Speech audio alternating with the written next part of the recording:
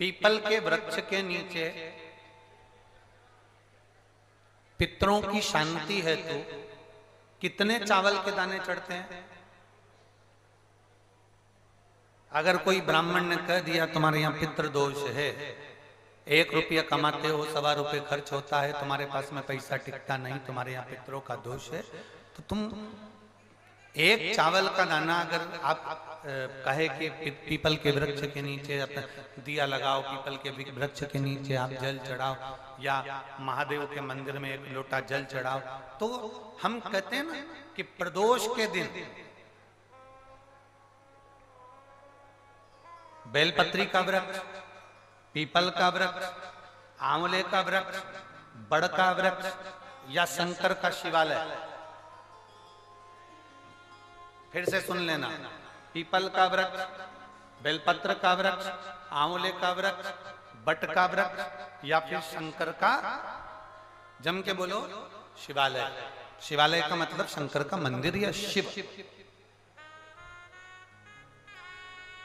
प्रदोष के दिन अगर आपको लग रहा है कि हमारे यहाँ पितृदोष है, बहुत तकलीफ चल रही है, बहुत कोई ने कहा पितृदोष है, कोई कह रहा है पितरों का, तुम्हारे यहाँ ये तकलीफ है, पितरों की ये तकलीफ है, पितरों की वो तकलीफ है, पितरों की ये तकलीफ है, बार बार अगर कोई कह रहा है तो फिर आपको उसमें स्मरण करना पड़ेगा कि हम चावल के कितने दाने भगवान शंकर को समर्पित कर दें कि भोलेनाथ हमारे पितरों को तृप्त कर दें। हम तृप्त नहीं करेंगे, हमारी सामर्थ्यता नहीं है कि हम पितरों को तृप्त कर सकते। आप में से कोई है जो पितरों को तृप्त कर सकता है? संसार में कोई नहीं जन्मा जो अपने पितरों को, अपने पूर्वजों को तृप्त कर दे। गया जी का पिंडदान कर लो, तर्पण कर लो, तिलांजलि दे दो, घर में ब्राह्मण भोज करा दो, साधु भोज करा दो, संत भोज करा दो, तुम दुनिया भर का सारा 50 काम कर लो, उसके बाद भी तुम पत्रिका किसी को दिखाओगे तो वो भी कह देगा तुम्हारे यहाँ, फिर वापिस कहेगा कि पितृ दोष है। अब तुमने अभी इतना अनुष्ठान करा, इतना पिंडदान करा, इतना तर्पण करा, इतनी तिलांजलि करी, इतना सब कुछ करा, इसके बाद वापिस पितृदोष आ गया, फिर वापिस पितृदोष। क्यों? दुनिया में ऐसा कोई नहीं जन्मा जो अपने पितरों को तृप्त कर। आप अपने घर के लोगों को तृप्त नहीं करते, जो जिंदा हैं वो उनको बोलो री भाई, जीजियो सही है कि गलत है? जो जिंदा हैं, माँ बाप अपने बेटे के लिए कितना भी कर ले, कितना भी, आखिरी में एक दिन बेटा कह देता तुमने हमारे लिए क्या करा। बहू के लिए कितना कर लो, आखिरी में बहू कह देगी वो तो जेठानी को ज्यादा करती है, देवरानी को ज्यादा करती है, हमको करती है, अपनी ननद को ज्यादा करती है, बेटी को ज्यादा करती है, बेटी को लगता है कि बहू को ज्यादा करती है,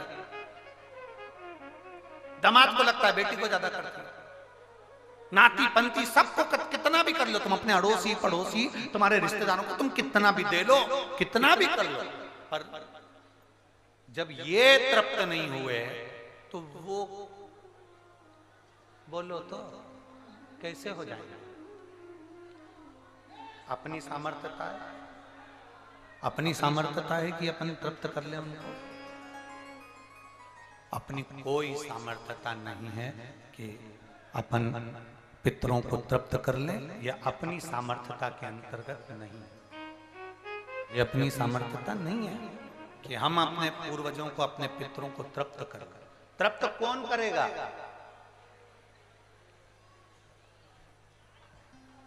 जिनकी शरण में पित्र हैं। वास्तु के देवता भगवान शंकर, काल सर्प दोष के देवता भगवान शंकर,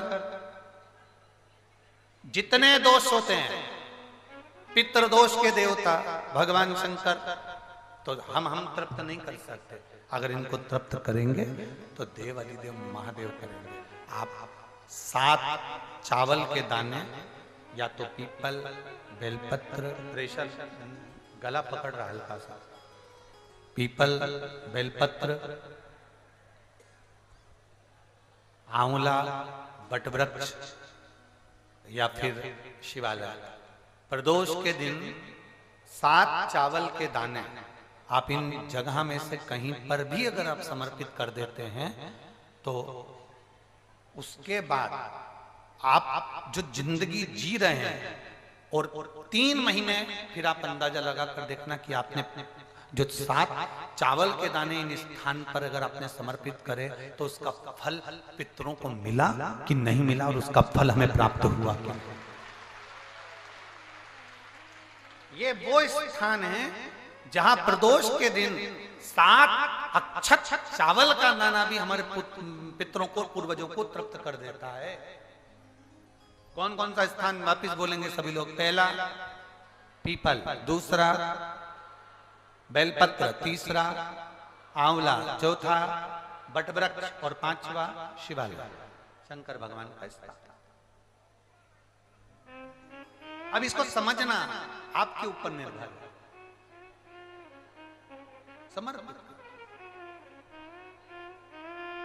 शिव कथा का आपने सुना, सुनने के बाद आपने धारण किया, धारण किया तो उसका फल तुम्हें मिला। धारण करोगे तो फल मिलेगा। एक पत्र है, देखिए,